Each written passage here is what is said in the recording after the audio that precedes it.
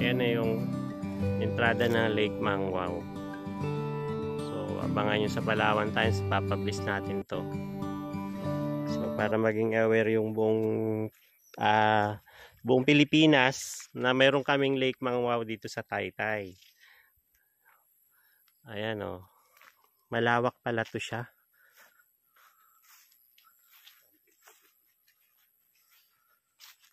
Ayan ang view. Oh,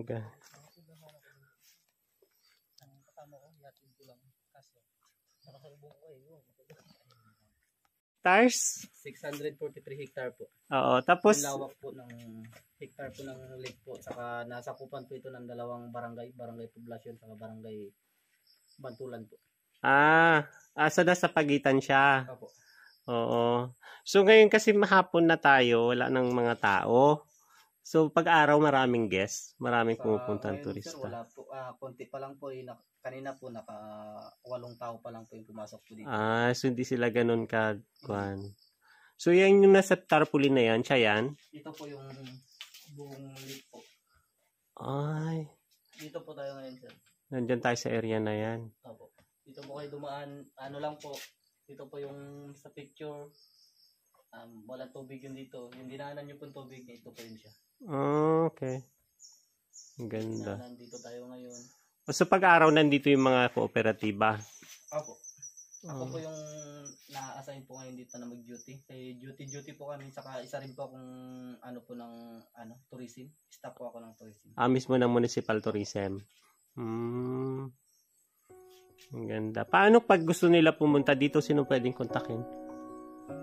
Pag ano naman, sir, pwede naman pong dito. Pwede rin pong dumaan po sa office po namin kay Sir Joey.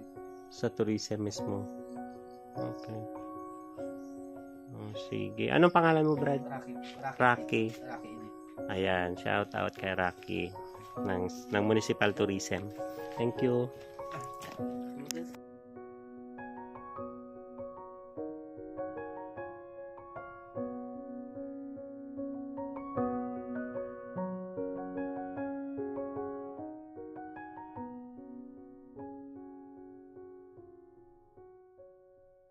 So, nakapag-vlog tayo dito sa loob ng libre.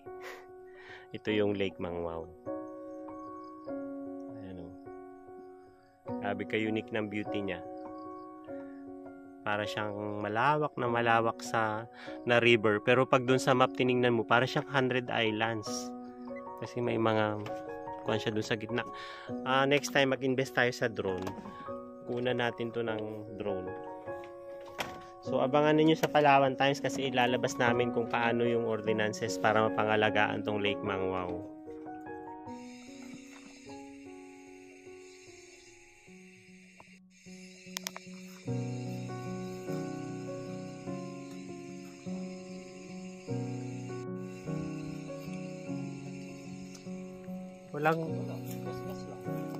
Walang bangka na pwedeng pakawalan dyan sa gitna.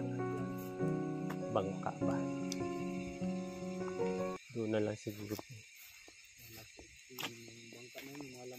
Kaya yung lunday sana kaso nakaparking. Ang ganda sana yung lunday.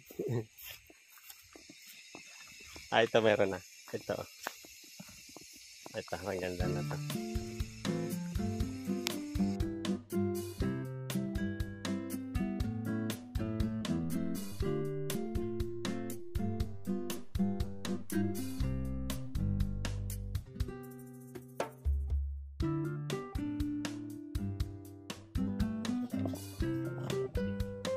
Bakit may nakapasok dyan ang hindi nagpaalam sa Municipal Tourism?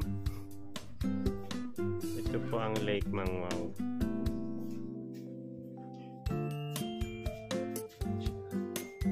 Dito sa gilid, mayroon silang ranger station. Nandito lahat ng information, yung wildlife, saka mga birds and fish. Mayroon silang display dito. Ayun o, yung pinicturean ko kanina.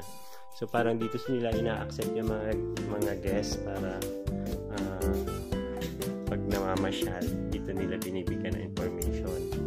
So, protected area na pala ito. Kaso doon sa bilang part, may isa palang private property dahil naka-title yata sa lupa niya. So, may portion ng Lake Mangwao na kuha ng lupa niya, portion. Pero siyempre government properties naman ito. So siguro may mga certain meters, kung ilang meters ang masasakop ng lupa niya. Pero kung mga nasa pangpang lang, view niya na lang yung Lake Mangwao, hindi niya talaga pagmamay-ari. Kasi alam naman natin pag government property, so bawa river, may almost I think 25 or 15 meters galing doon sa pangpang, parang ganun. So hindi rin niya ito maaangkin.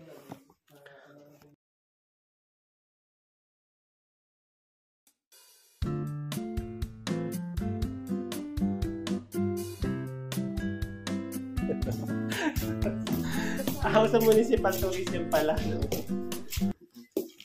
Ano naman to? Ito siya.